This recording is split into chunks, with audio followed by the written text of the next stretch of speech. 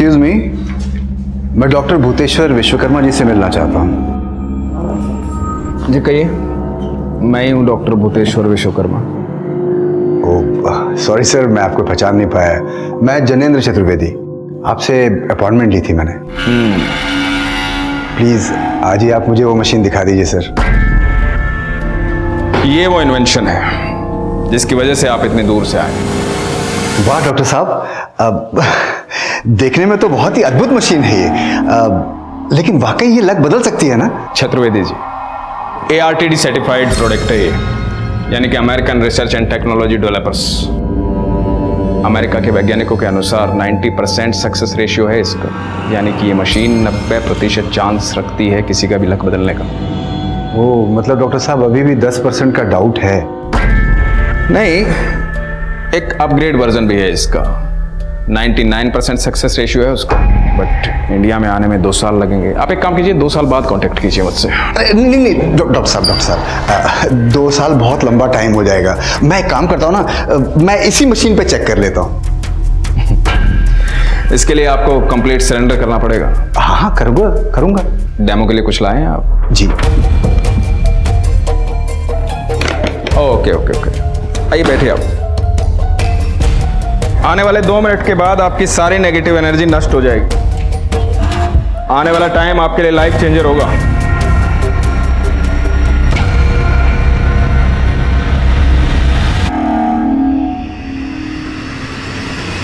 Just relax.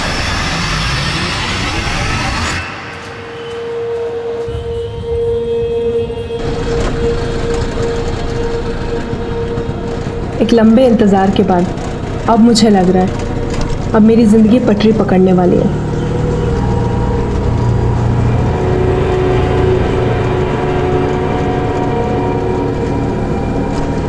पर कल तक क्यों लगता था कहीं ज़िंदगी का ये पूरा सफ़र वेटिंग टिकट पे ही नहीं काटना पड़ जाए। इस सोच की भी कई वजह थी और इन वजहों की भी कई कहानियाँ थी।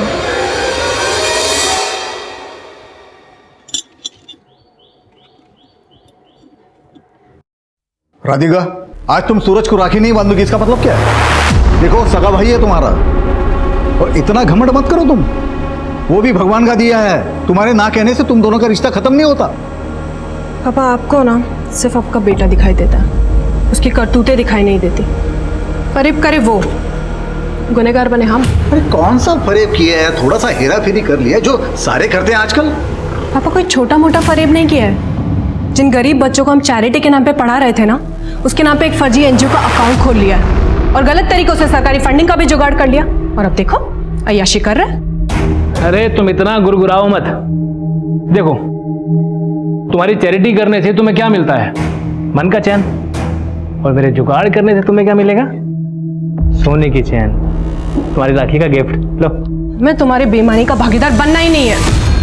अरे तुम पागल हो क्या? तुम सोना फेंक दिया? ये सोना जो है लक्ष्मी जी का आभूषण होता है, पता है? आप कहाँ जेब में डाल रहे हैं? बाहर निकालिए। राधिका नहीं पहन रही, तुम आपको पहना दीजिए। निकालिए ना। अरे हमारे लिए क्या लाए हो? आपका गिफ्ट आपको बाद में देंगे, पहले अपनी बहन से राखी बंधवा ले। लाइए लो बहन, बांधो राखी।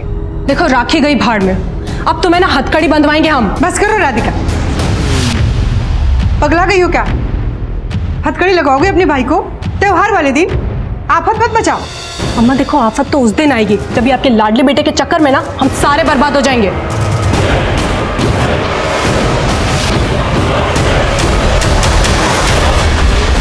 कई बार मजबूरी में हम अपनों की असलियत भी दुनिया से छिपा लेते हैं, लेकिन कई राज हमारे अपने भी तो होते हैं जिन्हें हम किसी से नहीं कहते और अंदर का शोर दबाकर उस पर खामोशी का ढक्कन लगा देते हैं। फिर खुद को बिजी रखने का दिखावा करते हैं। हमारी जिंदगी में बहुत कुछ ऐसा होता है जो हमारे बस के बाहर होता है। Radhika, my decision is final. I won't change it now. Sir please समझने की कोशिश कीजिए। इतने सारे लोगों को जॉब से निकाल देंगे तो कहाँ जाएंगे वो लोग? जहाँ जाना है जाएं। मैं अब किसी की कोई मदद नहीं कर सकता। पिछले 1 साल से मेरी कंपनी लॉस में चल रही है, छटाई तो करनी पड़ेगी ना। क्या ये तुम तो बड़ा बोला करते थे ना, हाँ, कि मेरे माँ के ट्रीटमेंट के लिए इस कंपनी से लोन दिलवा दोगी। जॉब से निकलवा दिया तुमने, मैं तुम्हें छोड़ूंगा नहीं। ये सब मत नौकरी खा छोड़ तू, ये झूठ बोलती है, मेरी नौकरी खा गई यार। बोली मेरी माँ का कैंसर का ट्रीटमेंट करवा देगी, कुछ नहीं करवाई, छोड़ूंगा नहीं तुमको।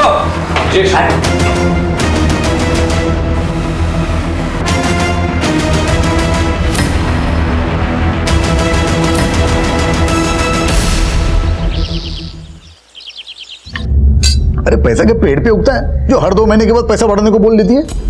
साहब 2 साल से 3,000 में ही काम कर रहे हैं। राधिका दीदी ने बोला था कि इस महीने से 4,000 देंगे। सुन सुन सुन, ये घर के मालिक जो हम हैं, राधिका नहीं है। सुलक्षणा, तू अंदर जाके काम कर, टेंशन मत ले। जी दीदी। पापा, किसी गरीब की मजबूरी का फायदा उठाते हुए आपको शर्म नहीं आती?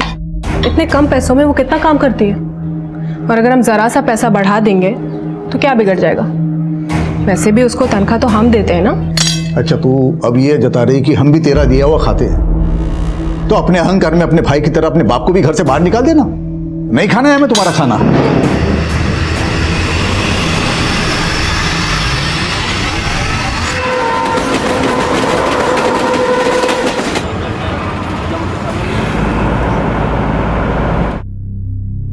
अगर आप सोचते हैं आप स्वाभिमानी हैं तो मान लीजिए, लोग आपको अभिमानी ही समझेंगे।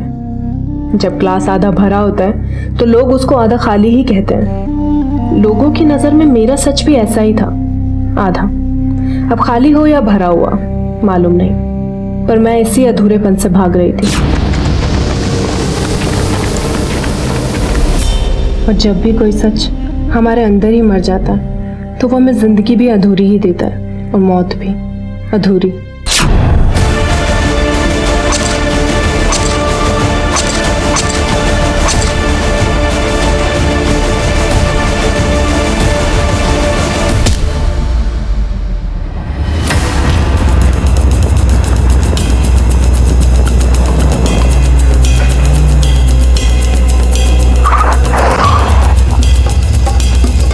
बहुत ही भयंकर मर्डर है सर। आसपास ऐसा कुछ भी नहीं मिला है जिससे लड़की की पहचान हो, और जिस मात्रा में खून पड़ा हुआ है शायद मर्डर यही हुआ है।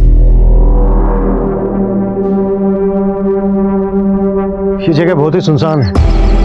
ये लड़की यहाँ खुद आई होगी या फिर इसको कोई गलत इरादे से यहाँ लेकर आया हो। पॉसिबल है सर लड़की सेक्सुअल ऑफेंडर्स का शिकार हुई हो।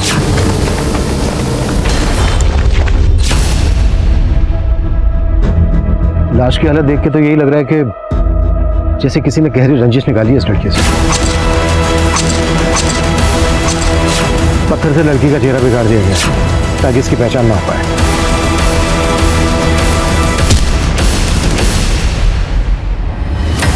मनीष, पता करो कौन है ये लड़की। जिंदगी हमेशा इसी उम्मीद पर टिकी होती है कि आने वाला कल हमारी सारी तकलीफें दूर कर देगा। कई बार तो इंसान मिट जाता है पर उम्मीदें नहीं मिटती। यूं होता तो वो होता, यूं ना होता तो वो हो जाता। ये वो सारी बातें हैं जिनके बारे में सोच सोच कर हमें अक्सर अपनी असल परिस्थिति पर मलाल होता है। पर अगर दर्द के राज गहरे हो और चेहरे पर मुस्कान ठहरी हो तो ऐसी जिंदगी वो रहस्य है जो हर तकलीफ झेल जाती है। जिस लड़की की हत्या हुई थी उसमें भी यही जिंदगी छिपी थी। लेकिन सवाल यह है कि आखिर उसकी जिंदगी छीनी क्यों गई? सर पोस्टमार्टम के अकॉर्डिंग लड़की के लोअर एब्डोमेन पे मल्टीपल स्टैबिंग की गई है। रेप के कोई साइन नहीं है, लेकिन उसका यूट्रस पूरी तरह से डैमेज्ड है। और सर लड़की की उंगलियां भी पूरी तरह से डैमेज्ड है, जिसकी वजह से बायोमेट्रिक्स के जरिए उसकी पहचान पता करने में प्रॉब्लम हो रही है। सर कहीं ऐसा तो नहीं कि यूट्रस को निकालने की कोशिश की गई हो, शायद ऑर्गन ट्रांसप्लांटेशन के पर्पस से? नहीं मनीष, लाश की हालत देख के तो यही लग रहा है कि किसी ने अपनी गहरी रंजिश निकाली है। ये काम किसी मानसिक रोगी का भी हो सकता है।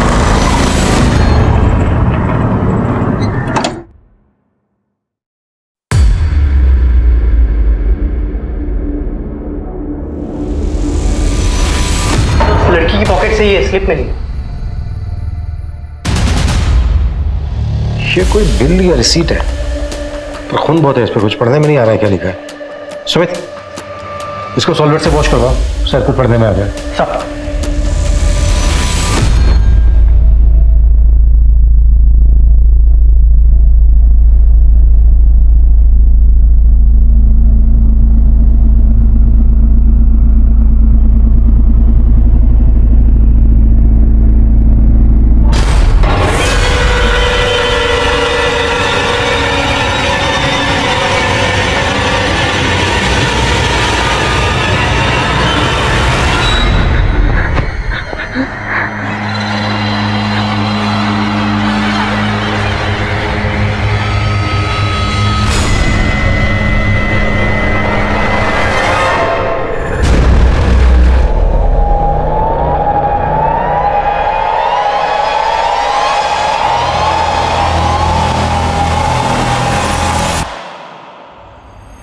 ये लखनऊ के एक यूनिसेक्स सैलून का बिल है। जी सर, इस पर लखनऊ का एड्रेस तो लिखा है, लेकिन सर सैलून का फोन नंबर नहीं है। ये बिल है 24 जुलाई का और पोस्टमार्टम रिपोर्ट के मुताबिक इस लड़की का 25 जुलाई को यहाँ दिल्ली में मर्डर हुआ था। तो क्या मर्डर से एक दिन पहले ये लड़की लखनऊ के इस यूनिसेक्स सैलून में गई थी?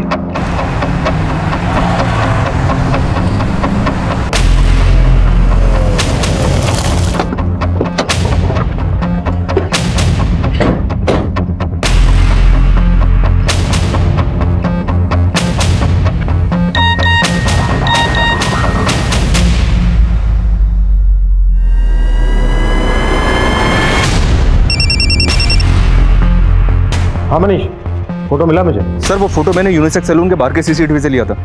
वो लड़की 24 जुलाई को लखनऊ के इसी यूनिसेक्स सैलून में आई थी। नाम पता चला उसका? सैलून के मालिक से बात किया सर, लेकिन वो उसके बारे में कुछ नहीं जानता। लेकिन सर उसने यहाँ पे कार्ड से पेमेंट किया था। उसके क्रेडिट कार्ड की डिटेल्स मैंने निकलवा ली हैं। बहुत जल्द पता चल जाएगा कि वो कार्ड किसके नाम पे इशू हुआ था। तुम लड़की का नाम एड्रेस पता करो, मैं निकलता हूँ लखनऊ के लिए।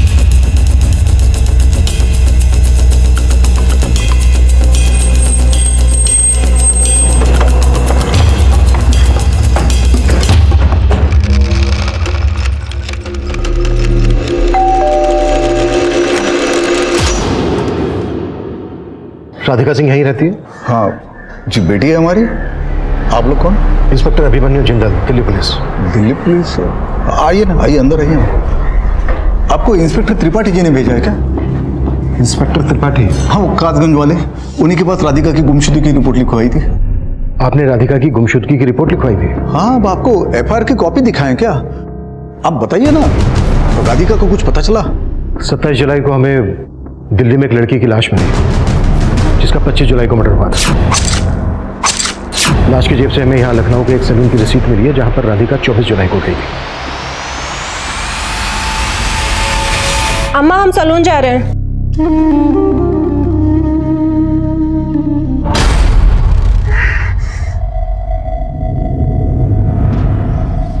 क्या ये राधिका है? फोटो में चेहरा साफ नजर नहीं आ रहा है, लेकिन हमारी राधिका तो कानपुर गई थी। आपको लाश दिल्ली में मिली है ना? कानपुर? क्या बोल के गई थी कानपुर में? वो कहाँ जा रही है? शॉपिंग वॉपिंग करने के लिए गई थी बाजार में। उसके बाद उसका फोन बंद आने लगा। हम टेंशन में आ गए। वो त्रिपाठी जी को हम रिपोर्ट लिखवा दी। दिल्ली में आपका या राधिका का कोई जानने वाला रहता है जहां पर राधिका जा सकती है? दिल्ली में तो क्या, हमारा कानपुर में कोई जान पहचान वाला नहीं है। त्रिपाठी जी, ये राधिका की मिसिंग कंप्लेंट कौन सी डेट में दर्ज हुई थी? ये 26 जुलाई की दोपहर को हमने कानपुर पुलिस से भी राधिका की डिटेल शेयर की थी, लेकिन फिलहाल वहां से कोई जवाब नहीं आया है। लेकिन 25 जुलाई की सुबह 9:30 बजे लखनऊ रेलवे स्टेशन की सीसीटीवी फुटेज में राधिका कैप्चर हुई थी। ये देखिए सर, वो प्लेटफॉर्म नंबर 7 पे देखी गई थी जहां से उसने कानपुर जाने वाली ट्रेन पकड़ी थी। लखनऊ से कानपुर जाने वाली वो ट्रेन दिल्ली तक भी जाती थी, लेकिन सवाल यह था कि राधिका उसी ट्रेन से दिल्ली गई थी या फिर कानपुर उतरने के बाद कुछ ऐसा हुआ कि वो गायब हो गई। राधिका के बर्थ मार्क्स से उसकी लाश की शिनाख्त कर ली गई, लेकिन दिल्ली पुलिस की चुनौती ये थी कि उन्हें एक ऐसे विक्टिम का मर्डर केस सॉल्व करना था जो दिल्ली की थी ही नहीं। पर सवाल यह था कि राधिका की हत्या के तार दिल्ली से जुड़े थे या फिर लखनऊ और कानपुर से, और इस हत्या का मोटिव क्या था? सर, राधिका ने 25 जुलाई से 3 से 4 दिन की लीव मांगी थी। तो लीव लेकर वो कहाँ जाने वाली थी? कुछ बताया था उसने? ये तो नहीं बताया, लेकिन कुछ पर्सनल काम था, ये बताया था। फिलहाल हमें ऐसी कोई इन्फॉर्मेशन नहीं मिली है कि 25 जुलाई को राधिका को कानपुर में कहीं देखा गया। आप लोग अच्छे से याद करने की कोशिश कीजिए।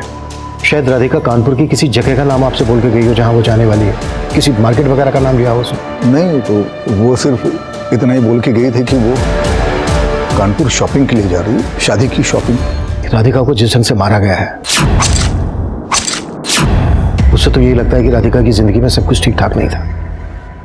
किसी पे शक है आप लोगों को? बाबूजी, अम्मा, आप सोच कर रहे हैं? सर को बताइए ना। मुझे उसी पे शक है, वही है, मैं बता रहा हूँ। किसकी बात कर रहे हो तुम? विजय, विजय दोस्त था राधिका का। राधिका? ए विजय, अंदर कहाँ घुस रहे तुम? राधिका से मिलने आए हम। नहीं मिल सकते तुम राधिका को। नहीं, काय, एक बात कान खोल के सुन लो। तुम हमारे नाम राशि के ना होते तो अभी के अभी हमारे बेटे को बुला के ना तुम्हारी कुंडली बिगाड़ दिए होते। निकल जाओ यहाँ से। कल जी ऐसा है, हम भी आपसे प्यार से कह रहे हैं, हम आए हैं राधिका से मिलके जाएंगे। राधिका क्या बात करनी है? हाँ देखो, हमने तुम्हें साफ साफ बोल दिया था पहले ही, हम बद्री जी से शादी कर रहे हैं। हमें पता है तुम हमसे भी प्यार करती हो। बाहर निकलो। अरे बता दिया ना तुमको बद्री जी से शादी करेंगे करके। निकल जाओ। रहता कहाँ है विजय?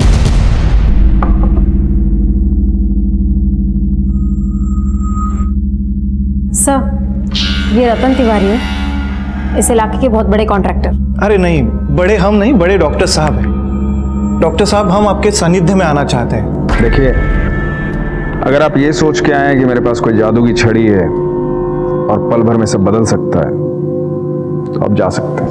नहीं नहीं, हम अंधविश्वासी नहीं हैं। हाँ, लेकिन आपके विज्ञान का अनुभव करना चाहते हैं डॉक्टर साहब। डेमो के लिए कुछ लाए हैं? जी बिल्कुल।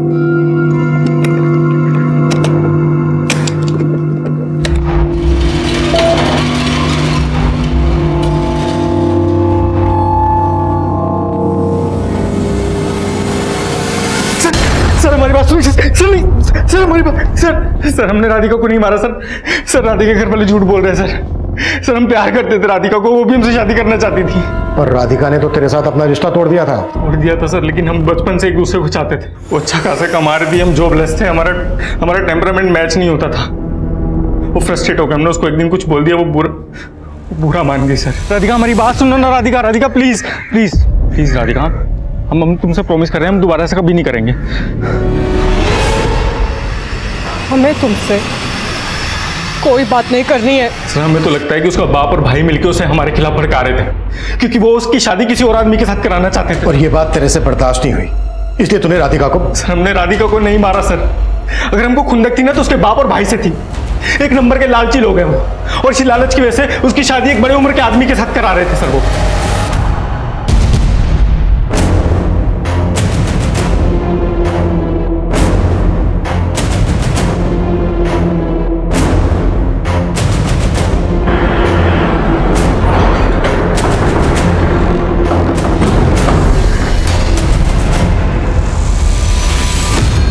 ये आप क्या बोल रहे हैं सर? राधिका का मर्डर कैसे? तुम्हें वाकई में कुछ नहीं पता या कोई ड्रामा? सच कह रहे हैं सर, हमें कुछ नहीं मालूम। तो इस दौरान तुम्हारी राधिका के माँ बाप से कोई बातें नहीं हुई? आखिरी बार बात तब हुई थी जब उन्होंने हमारा और राधिका का रिश्ता तोड़ दिया। तुम्हारा और राधिका का रिश्ता उन्होंने तोड़ दिया? जी सर, वो हमसे बोले कि राधिका हमसे शादी नहीं करना चाहती। पर सर हमें विश्वास नहीं हुआ। हम खुद राधिका से मिलके इसकी वजह जानना चाहते हैं, लेकिन उसका फोन बंद पड़ा। तो जब तुम्हारी राधिका के साथ फोन पे बातें होती थी तो मुलाकातें भी होती होंगी? सर हमें तो लगा था कि हमें जिस लड़की की तलाश थी वो हमें मिल गई, और हमने कभी सोचा भी नहीं था कि राधिका इस रिश्ते से नाखुश होगी। हमने कभी कल्पना भी नहीं की राधिका को इतना बुरा अंत मिलेगा।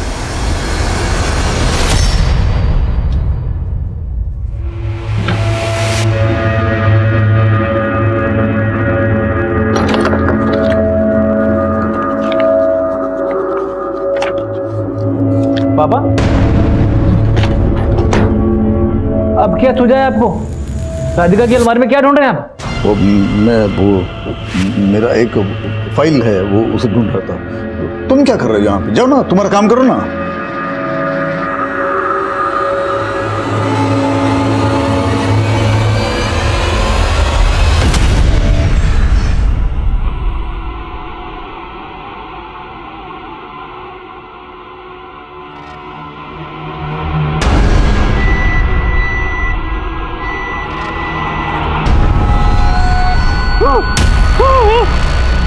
ये कहाँ आ गए हम?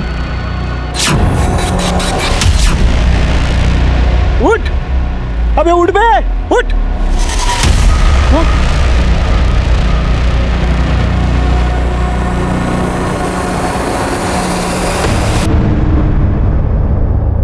ये लक मशीन हमारा लक बदल रही है नीलू। सही बोला। देखो इस बार तो हमने जम के माल लूटा है। 25 जुलाई को राधिका का फोन लखनऊ से दिल्ली की तरफ ट्रैवल हुआ था। और 25 जुलाई की शाम को तकरीबन 6 बजे उसका फोन स्विच ऑफ हुआ था रिठाला में। और सर यही वो जगह थी जहां में राधिका की लाश मिली थी।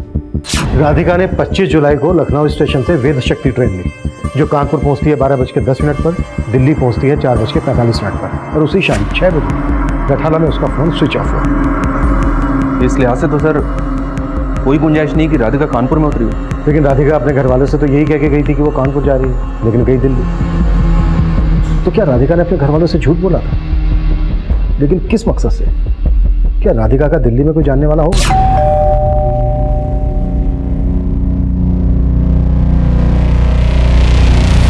लेकिन सर राधिका के कॉल रिकॉर्ड्स में दिल्ली का कोई नंबर नहीं मिला। क्राइम सीन का डम डेटा निकलवाओ और चेक करो कि मर्डर वाले दिन कानपुर या दिल्ली का नंबर उस एरिया में कोई एक्टिव था क्या। Okay sir. और एक बात है सर, मैं बद्री से मिला था, उसने बताया कि राधिका के पेरेंट्स ने उसका और राधिका का रिश्ता राधिका की मौत के 5 दिन बाद खत्म कर दिया था, 30 जुलाई को। या सर, और इस बात को कंफर्म करने के लिए मैं जब राधिका के पेरेंट्स से मिला तो वो बोले हमारे लिए तो राधिका गुमशुदा थी, और जिस लड़की की शादी होने वाली हो वो इस तरह अचानक घर से गायब हो जाए तो आपको पता है ना लोग क्या क्या अटकलें लगाते हैं। बद्री जी को जवाब देना हमारे लिए मुश्किल हो गया था, तो हमने उनसे रिश्ता ही तोड़ दिया। उनका जवाब सुन के मुझे यही लगा कि शायद वो लोग इस बात को मान बैठे थे कि राधिका को बद्री पसंद नहीं था, इसलिए राधिका गायब हो गई। बद्री राधिका से 15 साल बड़ा। कहीं ऐसा तो नहीं है कि राधिका की बद्री के साथ शादी हो रही थी, इसी वजह से वो भाग गई हो? सर इसलिए राधिका के पेरेंट्स पर भी नजर रखने के लिए आदमी लगा दिए। ये भी चेक करो कि 25 जुलाई को राधिका ने टिकट कहाँ की ली थी, कानपुर की या दिल्ली की। उसी से क्लियर होगा कि राधिका की ये जर्नी प्री प्लान थी या फिर राधिका किसी और के प्लान का शिकार हुई। Okay sir. Train reservation check करने के साथ पुलिस दिल्ली रेलवे स्टेशन से लेकर राधिका के मर्डर स्पॉट रिठाला तक के बीच के एरियाज के कई सीसीटीवी स्कैन कर रही थी। ऑटो और टैक्सी चलाने वालों से भी लगातार पूछताछ की जा रही थी।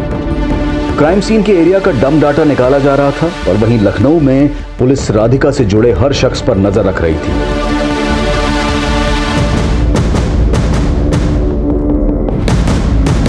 अरे तुम क्यों चिंता कर रही हो? आता हूँ ना मैं। अरे कुछ दिन अम्मा को संभालूं, फिर आता हूँ। अम्मा को बाद में संभाल, पहले बाप को संभाल। 420 हमको चुना लगा दिया। बाबा क्यों इतना गुर्रा रहे हो? और क्या चूल्हा कथा लगा रखा है? आरव कौन है? कौन आरव? वही आरव जिसके नाम राधिका का जमीन होगी, जो जमीन कायदे से हमारे नाम पे होनी चाहिए थी। तुम पहले ही उंडी मार दिया। क्या बात कर रहे हो आप? ए नौटंकी, हमको मत घुमाना। हम जानते हैं तुम्हारा षड्यंत्र है।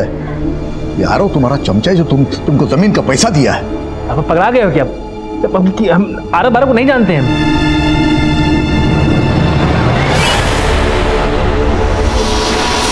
साहब हम पिछले 2 साल से राधिका दीदी के यहाँ काम कर रहे हैं, लेकिन आपने हमें यहाँ। देखो सुलक्षणा, घबराओ मत। हम सिर्फ इतना जानना चाहते हैं कि राधिका के अपने माँ बाप और अपने भाई से रिश्ते कैसे थे। भाई राधिका दीदी के साथ नहीं रहते थे, और पिताजी से बहुत चिड़ी चिड़ी सी रहती थी राधिका दीदी। अपनी माँ से बहुत प्यार करती थी, इससे ज़्यादा और कुछ नहीं पता हमें साहब। ये राधिका की बद्री से शादी होने वाली थी, तो क्या राधिका इस शादी से खुश थी?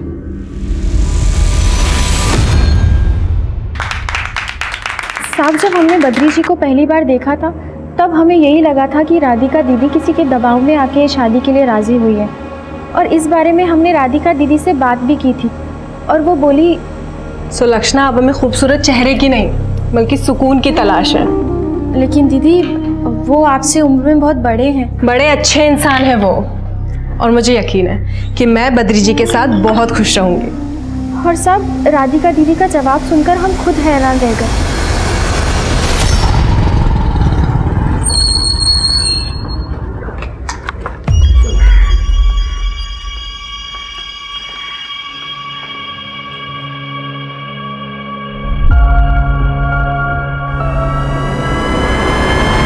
ये आप क्या कह रहे हैं सर? राधिका मेरी कलीग थी, इसलिए वो मेरे साथ फोन पर बात किया करती थी। राधिका ने दिल्ली के लिए ट्रेन पकड़ने से पहले भी तुम्हें फोन किया था? सर ऑफिस का एक पेंडिंग काम आ गया था, वो याद दिलाने के लिए उसने मुझे फोन किया था। तो राधिका रोज तुम्हें रात को 10-10 बजे ऑफिस का पेंडिंग काम याद दिलाने के लिए फोन किया करती थी? सर आप गलत समझ रहे हैं। सर मैं राधिका को अपनी बहन मानता था। मेरी वाइफ भी मेरे साथ आई है, चाहो तो आप उनसे पूछ लीजिए। अच्छा, राधिका तुम्हारी बहन जैसी थी। राधिका ने कभी तुम्हें इस तरह का हिंट दिया जो उसकी हत्या की वजह हो सके? करीब 1 महीने पहले हमारे बॉस ने हमारे स्टाफ के कई लोगों की छटनी कर दी थी सर। राधिका एचआर में थी, उसी ने सभी लोगों को न्यूज़ दी थी। उसके बाद ऑफिस में बड़ा बवाल हुआ था।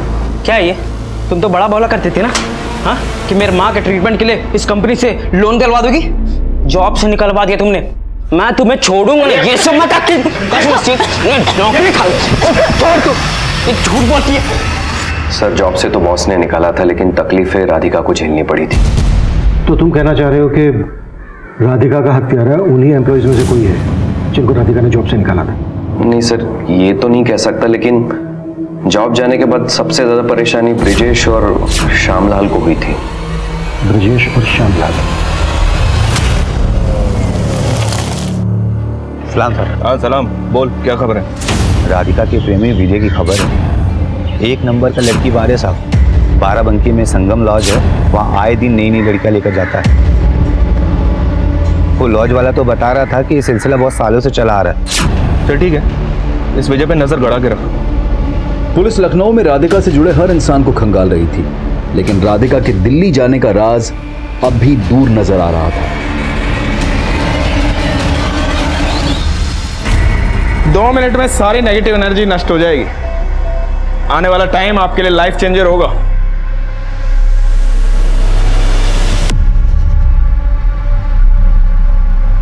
Just relax.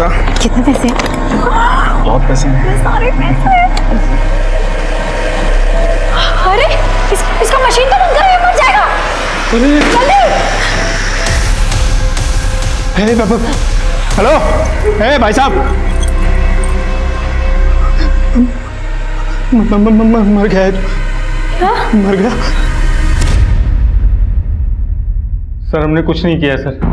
सर क्या है, हमको बार बार उठा लाते हैं सर आप लोग। अभी तो उठा उठा के कुटेंगे भी अगर तूने सच नहीं बोला तो। सब कुछ तो बता दिया आपको।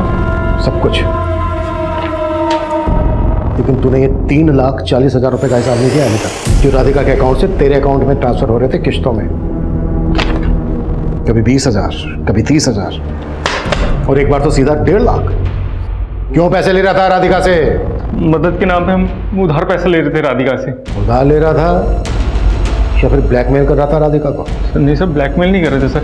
सर कसम खा के बोल रहे हो, हमको बहुत प्यार करती थी, हमें दुखी नहीं प्यार?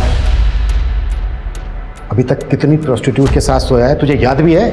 इसलिए मारा ना तूने राधिका को क्योंकि उसने तुझे पैसे देने बंद कर दिए थे? मानते कि हमने उसको धोखा दिया था, लेकिन मारा नहीं उसको।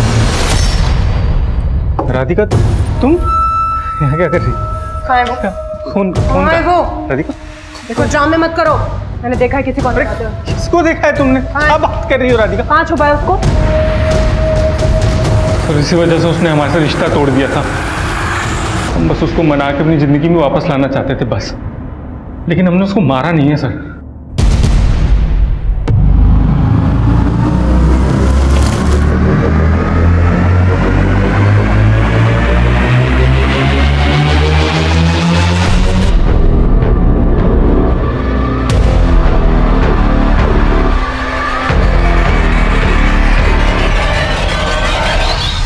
आरव? जी सर। सर राधिका की जमीन आरव के नाम हो गई है, वो जमीन जो दादाजी ने राधिका के नाम करी थी। हमें तो इसमें राधिका के वकील का कोई झोल लग रहा है। नाम क्या वकील का? सत्येंद्र मिश्रा। वो तो ये भी बताने के लिए तैयार नहीं कि आरव है कौन। सुमित वकील की डिटेल ले इनसे, जाके मिलो और पता करो आरव कौन है। सर राधिका की जिंदगी की कई ऐसी परतें थी जिनके कई चैप्टर्स थे, और आरव भी एक ऐसा ही सीक्रेट चैप्टर नजर आ रहा था जिसके बारे में कुछ साफ नहीं था। राधिका के घर वाले आरव को राधिका का कोई धोखेबाज प्रेमी मान रहे थे, जिसके चक्कर में राधिका ने अपनी जमीन भी उसके नाम कर दी थी। पर सच सबको चौंकाने वाला था, लेकिन ये राज भी अब तक कायम था कि 25 जुलाई की शाम को राधिका दिल्ली कैसे पहुंची। धीरज भाटिया, तू तो कह रहा था तुझे पता ही नहीं है राधिका दिल्ली गई थी, जबकि राधिका की ट्रेन टिकट तेरे बुकिंग आईडी से हुई है, गोमजी 124। किराया आईडी है ना? हाँ सर, वो राधिका मुझसे टिकट जरूर बुक करवाती थी, लेकिन मैंने कुछ नहीं किया है सर। कुछ नहीं किया तो ये बात तूने हमसे पहले क्यों नहीं बताई? मैं डर गया था सर। देख, अब कुछ भी मत छुपाना हमसे और ना ही झूठ बोलना। राधिका दिल्ली में कहाँ गई थी? वो रिठाला। रिठाला? वहीं राधिका का मर्डर हुआ था। देखिए सर, मुझे इसके बारे में कुछ नहीं मालूम। राधिका अक्सर रिठाला जाया करती थी। क्यों जाया करती थी? नहीं पता सर। रिठाला में किससे मिलने जाती? पिंकी छाबरा से। ये पकड़ तुम। हाँ सुमित। सर मैं उस लॉयर सत्येंद्र मिश्रा से मिला। वो बता ही नहीं रहा है कि आरव कौन है। बोल रहा है कि जब तक हम लोग कोर्ट के ऑर्डर नहीं लाएंगे वो हमें कोई भी स्टेटमेंट नहीं देगा। व्हाट?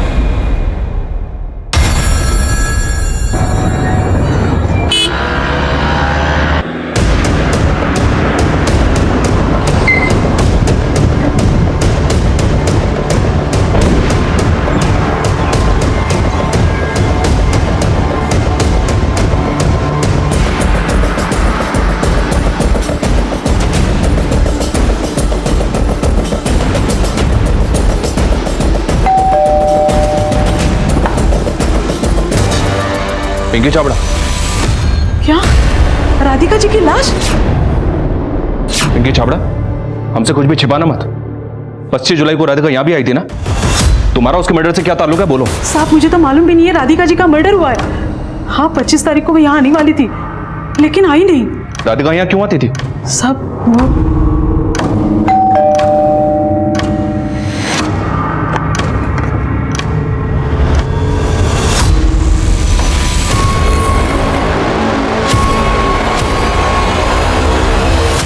राधिका यहाँ क्यों आती थी? सब वो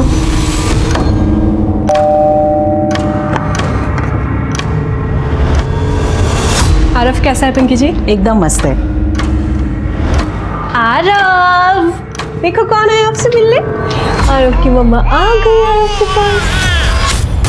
तू इस बच्चे का नाम आरव है और ये राधिका का बेटा है? जी साहब। राधिका को तुम कैसे जानते हो और इस बच्चे का बाप कौन है?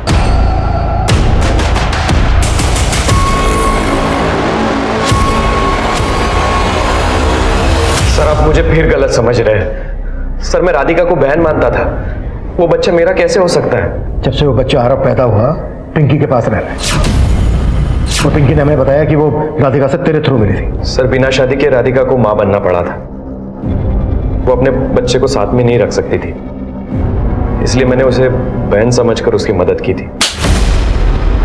घुमा मत हमें। राधिका ने तुझे ही बता दिया कि वो मां बनने वाली है और ये नहीं बताया कि उसके बच्चे का बाप कौन है। मुझे उससे ये तब पता चला जब वो मां बन चुकी थी। सर उस दौरान वो 6 महीना हमारे दिल्ली ब्रांच में शिफ्ट हो गई थी, तब मुझे उसका पर्पस पता चल गया। सर वो अपने बच्चे की देखरेख के लिए किसी को ढूंढ रही थी, तब मैंने उसे पिंकी के बारे में बताया था।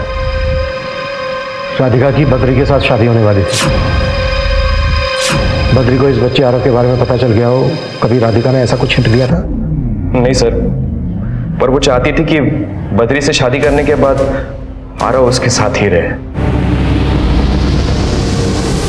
इस बच्चे के बाप के बारे में राधिका ने तुम्हें कभी बताया? नहीं साहब, उन्होंने तो कभी नहीं बताया। लेकिन हाँ एक बार जब राधिका मैडम बच्चे से मिलके जा रही थी तो एक औरत यहाँ आई थी। औरत? कौन औरत? मम्मा के साथ जाना है आरव को। मम्मा जल्दी वापस आ जाएंगे, ठीक है? मैंने देखा एक औरत चिपके हमें देख रही थी।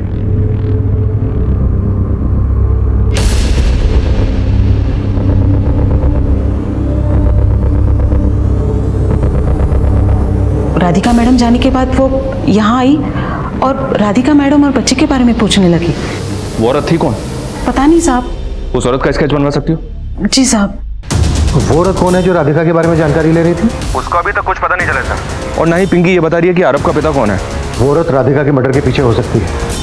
धीरज ने हमें बताया था राधिका ने दिल्ली अपना ट्रांसफर करवाकर अपने बच्चे की डिलीवरी की। एक काम करो, दिल्ली के सारे क्लिनिक्स हॉस्पिटल छान मारो, वहां से हमें जरूर कोई ना कोई लीड मिलेगी।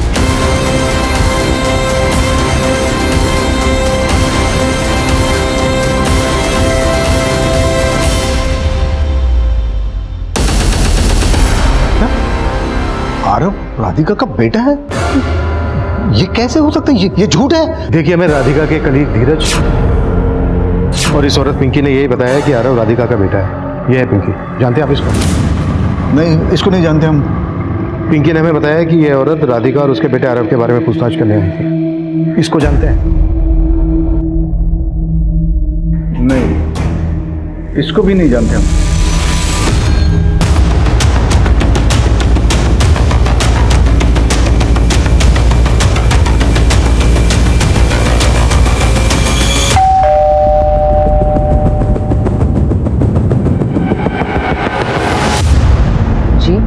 हमें बद्रीनाथ जी से मिलना है। आप? मैं उसकी माँ हूँ, शकुंतला। क्या राधिका का एक बेटा है? जी। अच्छा, इस औरत को जानते हैं आप? हमें शक है कि राधिका के मर्डर में इस औरत का हाथ हो सकता है। नहीं सर, हम नहीं जानते। बद्रीनाथ जी, राधिका के कलीग धीरज ने हमें बताया था कि राधिका आपसे शादी करने के बाद अपने बच्चे आरव को आप ही के साथ रखना चाहती थी, अडॉप्ट करके। क्या ये सही है? हमारी हमेशा से एक विश थी कि हम शादी के बाद एक अनाथ बच्चे को अडॉप्ट करें और उसे माँ का प्यार दें। क्या आप हमारी ये विश पूरी करेंगे?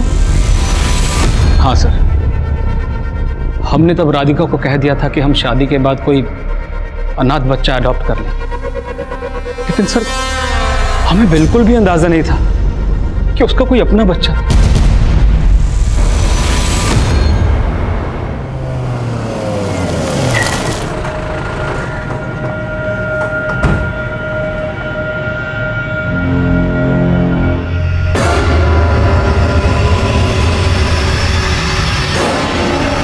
सर, राधिका और मेरे बीच में कोई अफेयर नहीं था। लेकिन आरव तेरा ही बेटा है, ये मैटरनिटी क्लिनिक से पता कर लिया है हमने। वो मेरी गलती थी सर, बस। करीब 1.5 साल पहले मैंने अपने पूरे स्टाफ के लिए अपने फार्म हाउस पे पार्टी रखी थी। वहाँ पे राधिका ने बहुत ज़्यादा ड्रिंक कर ली थी। ने मुझे धोखा दिया, मेरे होते हुए दूसरी लड़कियों, आराम से। दूसरी लड़कियों। Radhika, Radhika, it's okay. संभालो अपने आप को, इतना ज्यादा सोचने की जरूरत नहीं है।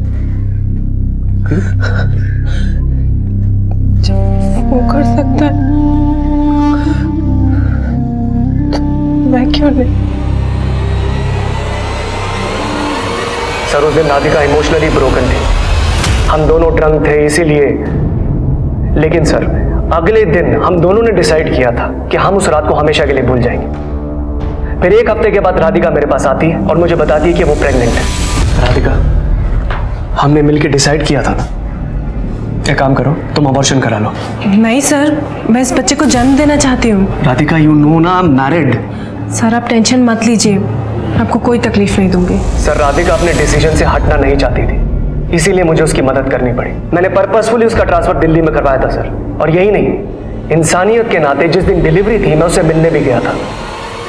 अब तक पुलिस के लिए हर मोड़ एक डेड एंड था और हर कोशिश नाकामयाब थी, और अब उनकी उलझनें और बढ़ने वाली थी।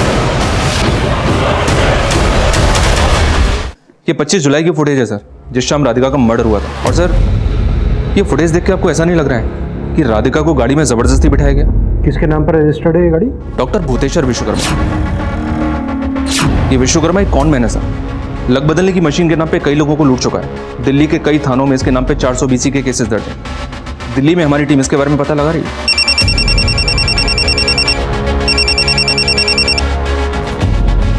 बोलिए बद्रीनाथ जी। जी, उस दिन मैं ही राधिका का पीछा कर रही थी। उस वक्त मैं भी दिल्ली में ही थी, अपनी भांजी से मिलने गई थी, और उसी सोसाइटी में मैंने राधिका को देखा। इसलिए मैं उसके बारे में पूछताछ करने के लिए वहाँ गई। पर सर, मेरी माँ ने सिर्फ उत्सुकता में राधिका का पीछा किया था, उसकी हत्या में इनका कोई हाथ नहीं।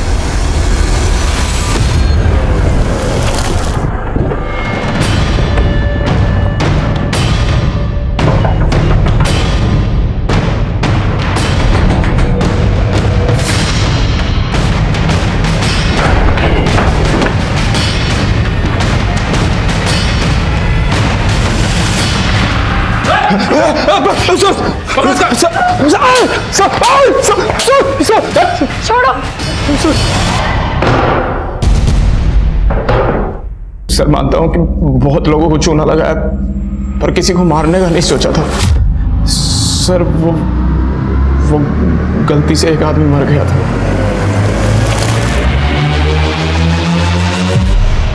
किसी ने लाश डंप करते हुए हमारा वीडियो बना लिया था, फिर उस आदमी ने हमें धमकी दी। हेलो, सुन, अगर तू चाहता है कि ये वीडियो पुलिस के हाथ ना लगे तो एक काम करना होगा। सर उसने हमें ब्लैकमेल किया सर, इसलिए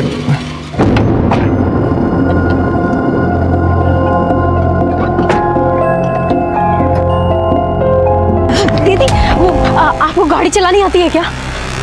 हाँ क्या हुआ? वो मेरे हस्बैंड को हार्ट अटैक आया है। चलिए मैं देखती हूँ। भाई साहब आप ठीक है ना भाई साहब? क्या कर रही हो? ये बैग क्यों अंदर डाल रही हो मेरा? कौन है तुम लोग? क्या कर रही हो ये?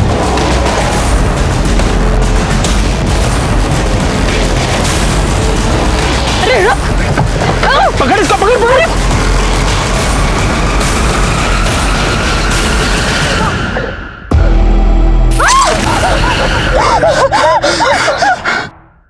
देखो यही है ना वो लड़की? सिर्फ उसका हाथ और पैर काटने नहीं कहा था हमने, उसके जिस्म का एक एक हिस्सा काट।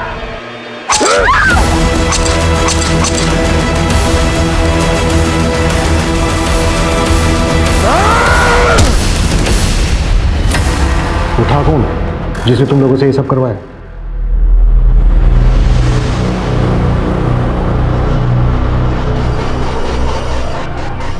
ये तो हम सोच ही नहीं पाए कि जिन जड़ों को हम इतना दूर दूर तलाश रहे थे वो जड़ें तो हमारे इतने करीब थी।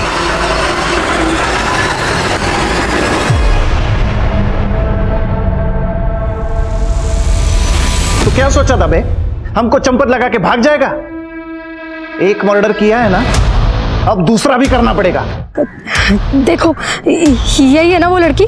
सिर्फ इसके हाथ और पैर काटने नहीं कहा था हमने, इसके जिस्म का एक एक हिस्सा काट।